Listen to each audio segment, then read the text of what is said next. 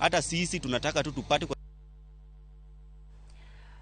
sigana machelo eni apisas mago kwach kich koda apisas mago maga duol machoko usuru pachoka KRA ofwenyo tan mohewa par koda uchiel mag chak moregi mikele pachoka ataro mar chik e chiro ma Eastleigh boma ma Nairobi. Apisas go mabende ne luo maling' mane giyudo kowuok kuom apisas mag ng'weyo wach mawuok e board ma Kenya Dairy noloro kama ne giyudo sigono mar chak ker bende notwe e gunde ma kilo 20 koda bich kod tins mag kilo 2.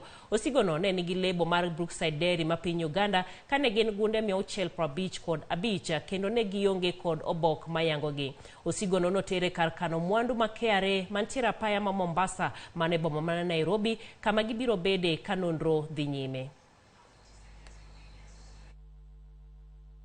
And we can confirm after a lot of interrogation from the owners, after a lot of interrogations from warehouse owner and other people who are claiming to be owners, we don't have any documentation to show that this particular consignment has import permit, has been paying taxes, or has any legal document to be here. And that is the reason we've decided to seize the consignment. We've already taken it. We were able to nab 620 bags of powder milk alleged to be manufactured by Brookside, Uganda, and that is the reason we're here. Kawadok